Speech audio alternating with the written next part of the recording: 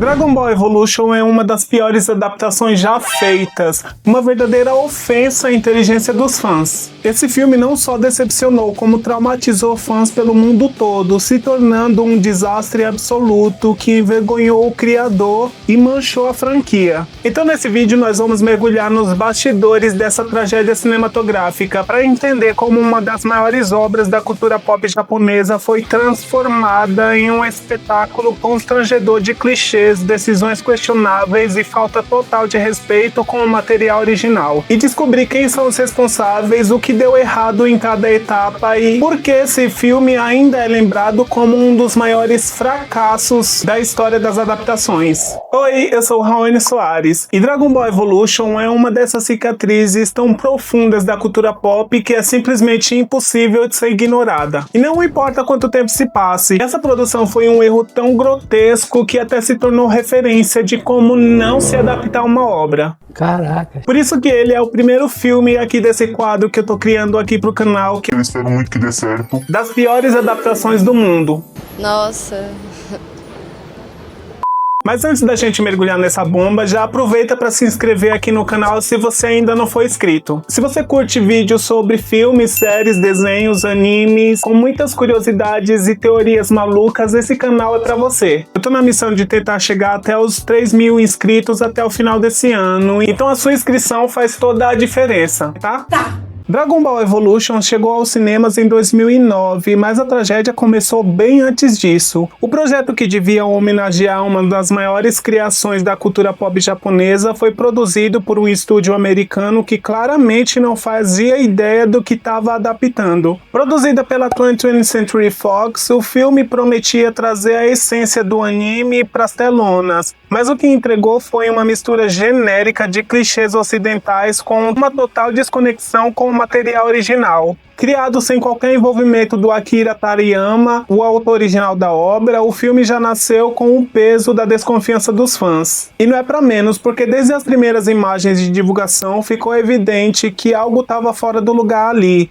desde o visual dos personagens até a tentativa de transformar o Goku em um adolescente americano em crise existencial. O que no final não é nada muito novo quando a gente fala de produções que são adaptadas por Hollywood. E o pior é que o estúdio realmente acreditava que podia agradar os fãs, simplificando tudo, o que transformou Dragon Ball em um fenômeno. Mas é claro que o que aconteceu foi completamente o oposto disso. O filme foi massacrado pela crítica, ridicularizado pelos fãs e ignorado pelo próprio autor da obra. Dragon Ball Z foi um daqueles fenômenos que atravessam gerações, fronteiras e idiomas. As crianças corriam para casa depois da escola só para não perder a abertura na TV, e os adultos decoravam falas de episódios, e mesmo quem não assistia com muita frequência, como é o meu caso, sabia quem era o Goku. E isso nem é muito diferente do que acontecia nos outros países. No Japão, Dragon Ball já era um patrimônio. Nos Estados Unidos, o anime virou febre. Na Europa, dominou programações infantis e fez surgir uma nova onda de fãs apaixonados por animações japonesas. Porque no final, Dragon Ball Z não era só sobre as lutas,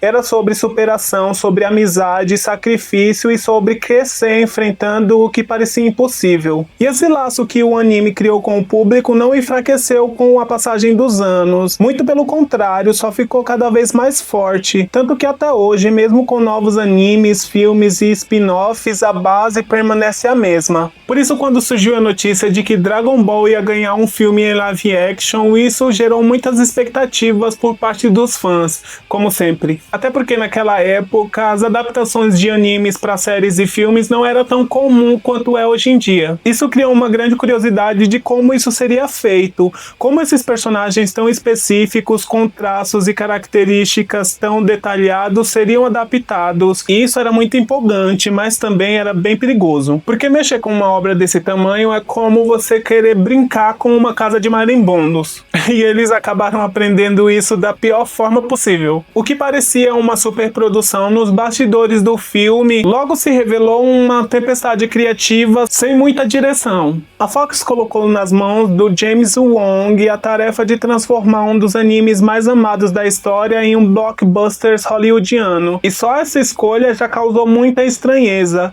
Não por ele ser um diretor inexperiente, mas porque até aquele ponto, os únicos filmes pelo qual ele era conhecido era a franquia Premonição, que estava longe de ser o suficiente para tranquilizar os fãs. Visto que essa franquia já era muito recheada dos clichês do gênero e se fiava totalmente na brutalidade e no gore. E o orçamento para Dragon Ball até que foi bem razoável, cerca de 30 milhões de dólares. Claro que não era um orçamento gigantesco para os padrões de Hollywood. Não me diga! Mas era o suficiente para entregarem algo pelo menos visualmente decente. Só que infelizmente o dinheiro sem visão não resolve muita coisa. Parecia que as decisões criativas estavam sendo tomadas puramente por pessoas que nunca nem tinham ouvido falar de Dragon Ball. O Goku, por exemplo, virou um adolescente americano que vai pra escola, sofre bullying e tenta conquistar a garota popular. Nada de Saiyajin, nada da essência do personagem que fez dele tão foda. O visual dos personagens foram completamente descaracterizados. O Piccolo perdeu suas feições demoníacas e virou um vilão genérico de filme B. Que nojo. O Mestre Kami trocou a excentricidade por um estilo cool, descolado, e as esferas do dragão pareciam acessórios de festa temática. O tom épico e místico da história foi trocado por aquela narrativa muito genérica de o escolhido com poderes especiais. Fora que o filme estava entupido dos maiores clichês dos filmes ocidentais. O roteiro ignorou completamente os pilares da obra original. Não tinha desenvolvimento das técnicas, não havia aquela sensação de desafio crescente, nem mesmo o senso de humor que equilibrava a ação e a leveza no anime. Em vez disso, a história parecia uma colagem apressada de ideias que não conversavam entre si, numa tentativa desesperada de adaptar para um público americano algo que, na prática, eles nunca se preocuparam em sequer entender. Então, quando o filme chegou nos cinemas, o que aconteceu, é claro, foi um massacre. A crítica não perdoou, sites especializados, revistas e canais de cinema praticamente disputavam quem encontrava as palavras mais duras para descrever o que tinham acabado de assistir. E, sendo muito honesto, nem foi muito difícil entender o porquê. A imprensa classificou o filme como superficial, mal dirigido e sem nenhuma alma. Isso se tratando das classificações mais gentis que o filme recebeu. No Rotten Tomatoes, por exemplo, o filme mal passou de 15% de aprovação. A produção não apenas falhou como filme, mas falhou no básico, que era o respeito à obra que eles diziam estar adaptando. Mas se você acha que os críticos já foram duros, os fãs, esses foram totalmente implacáveis. Para muita gente, esse filme foi uma verdadeira ofensa. O sentimento geral era o de ter sido enganado, traído com uma produção que usava o nome de Dragon Ball como isca, mas que na prática ignorava tudo o que fazia a franquia ser tão amada. A frustração era tão grande que o filme passou a ser ignorado como se nunca tivesse existido. E essa produção foi um símbolo de como os grandes estúdios podem tratar com descaso aquilo que significa tudo para milhões de pessoas. Infelizmente, essa não foi nem a primeira e nem a última vez que isso aconteceu. A gente viu isso acontecer com muitas franquias amadas, como foi o caso do Mario, do Mortal Kombat, do Street Fighter, do KOF, Resident Evil, assim como aconteceu com outras grandes franquias dos animes, como Death Note, Ghost in Shell e recentemente os Cavaleiros dos Zodíacos, fora os muitos outros desastres que foram lançados ao longo desses anos. Essas produções colocaram um peso muito grande no nome live action, que começava a causar certa indigestão nos fãs só de ouvir falar essa palavra. Depois do desastre, Dragon Ball Evolution passou a ser tratado como um sinal de alerta para estúdios e produtores. Mas a gente sabe que isso não adianta de muita coisa. Até porque eu acabei de citar alguns filmes que depois deles acabaram seguindo a mesma onda. A primeira lição que deviam ter aprendido com isso era que não se mexe com algo tão amado sem entender profundamente o que isso representa para as pessoas. O público não quer ver só os nomes dos personagens, as referências soltas aqui e ali. O que a gente quer de verdade é sentir que as pessoas que estão por trás dessa produção se importam e entendem de verdade aquele universo. É claro que não dá pra gente ser hipócrita aqui e fingir que as pessoas só vão se envolver em produções como essa por pura paixão, porque isso tá longe de ser a verdade. verdade. Até porque paixão sozinha não paga as nossas contas e não importa o quão fã a gente seja, sempre vai ter um ou outro envolvido que não sabe absolutamente nada a respeito daquele universo. A diferença é que você tá fazendo algo por dinheiro não desobriga a pessoa de tentar entender e aprender um pouco mais sobre aquele universo antes de sair fazendo qualquer coisa. Então, se essas pessoas estudassem só um pouquinho a respeito da obra antes de meterem a cara, já seria um bom começo. Projetos como Detetive Pikachu, Alita, Anjo do Combate e até One Piece da Netflix foram conduzidos com muito mais cautela. Os estúdios passaram a contratar consultores, se envolvendo com os autores da obra e também buscando atores que compreendessem muito mais a respeito dos personagens e, principalmente, ouviram o que o público queria. Claro que, como a gente viu, nem todo mundo aprendeu a lição, mas fazer o quê? Dragon Ball Evolution provou com todas as suas falhas que apenas um nome famoso não sustenta um filme se o conteúdo não conversar com ele. Ainda assim, o caminho não foi livre de tropeços. Death Note, que eu já mencionei antes, carregou os mesmos erros da arrogância e a falta de conexão com o material original. Mas para mim, os maiores problemas dessas produções é que Hollywood continua insistindo em americanizar tudo. Enquanto eles continuarem insistindo nisso, vão continuar produzindo porcarias e desrespeitando os fãs e até os criadores das obras. Mas infelizmente a gente bem sabe que essa lição eles nunca vão aprender, porque para eles, só eles importam. E se tem algo que a gente, enquanto fã, aprende ao longo desse caminho, é que não dá pra gente aceitar quando eles desrespeitam algo que a gente ama. E se você concorda comigo e tá curtindo o conteúdo até aqui, não esquece de deixar o like no conteúdo, porque isso é extremamente importante pro engajamento do meu vídeo. Isso faz com que o meu conteúdo alcance muito mais pessoas que, como você, também são apaixonadas por esse tema. E se estiver aparecendo para você a opção, deixa um hype também no vídeo, porque isso também me ajuda demais. Fechou? E não se engane pensando que os bastidores dessa produção foi menos caótico do que o resultado final dela. Por trás das câmeras rolaram um festival de decisões equivocadas, interferência dos estúdios, cortes de orçamento e um clima geral de desaprovação que só fez com que a produção fosse lançada ainda mais ladeira abaixo. Para começar, o próprio diretor James Wong e o roteirista Ben Ramsey assumiram que não tinham ligação nenhuma com o universo de Dragon Ball. Ramsey, inclusive, anos depois, até se desculpou publicamente pelo roteiro que ele fez, dizendo que nunca foi fã da franquia e que aceitou o trabalho só por causa do dinheiro.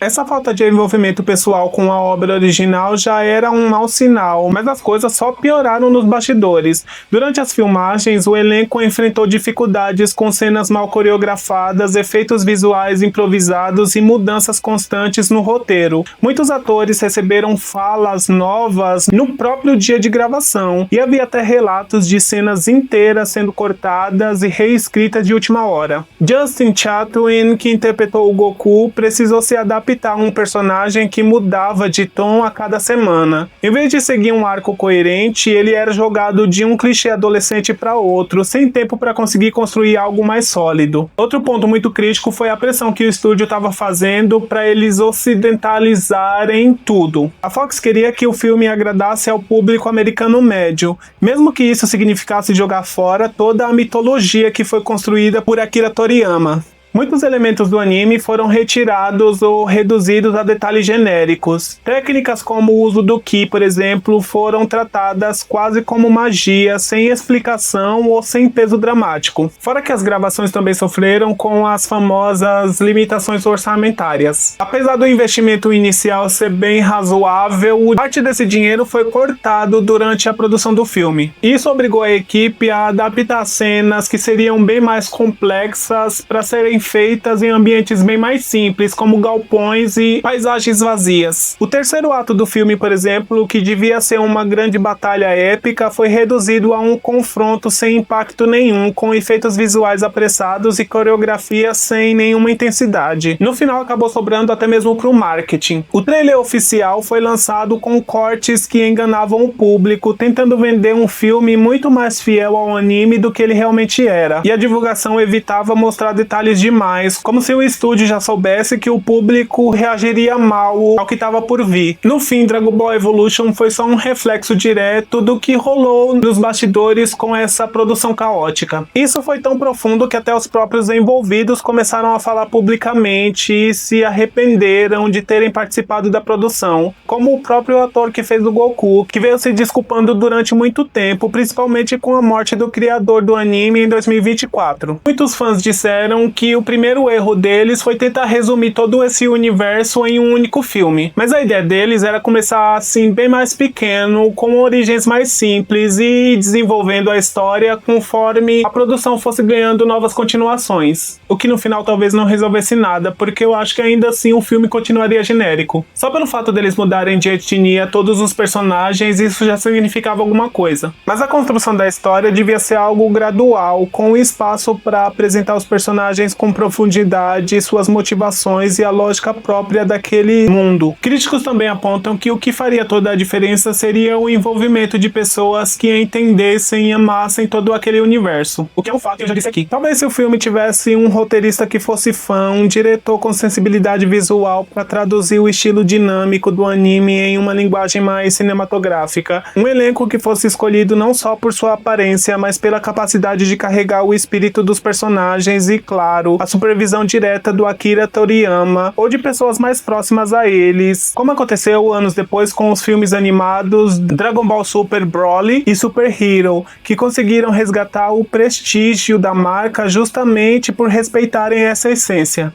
Até mesmo os membros do próprio Evolution já reconheceram que o filme teria sido bem diferente se houvesse mais liberdade criativa e menos interferência do estúdio. O roteirista Ben Ramsey chegou a dizer que se arrepende profundamente da forma como ele escreveu a história e que se pudesse voltar no tempo teria feito tudo de um jeito diferente. Pena que ele não pode. Não é mesmo? E aí que entra a fantasia recorrente dos fãs, que esperam até hoje, talvez, por uma nova tentativa de adaptar essa história. Só que, honestamente, eu acho que para isso acontecer, teria que ser feito por um estúdio que não fosse americano. Um estúdio que talvez entenda e respeite a força dessa franquia, só assim para não tentarem encaixar essa história em uma narrativa hollywoodiana, e que ainda assim traduza a linguagem dessa história de uma maneira mais honesta. E uma coisa que eu penso também... é que seria muito mais interessante que se ao invés de filmes apostassem em uma série, porque assim eles teriam mais tempo para conseguir desenvolver essa história e os seus personagens. Mas e você, o que acha? Deixa aqui nos comentários a sua opinião a respeito dessa produção. E se curtiu esse conteúdo, comenta outras adaptações ruins que eu posso estar trazendo para esse quadro. Eu já tenho outros vídeos falando sobre adaptações de animes, eu vou deixar eles aparecendo aqui na tela para você poder ir lá conferir. E não deixa de se inscrever no canal e de ativar o sininho para não perder quando eu postar vídeo novo. E nós nos vemos na próxima. Tchau!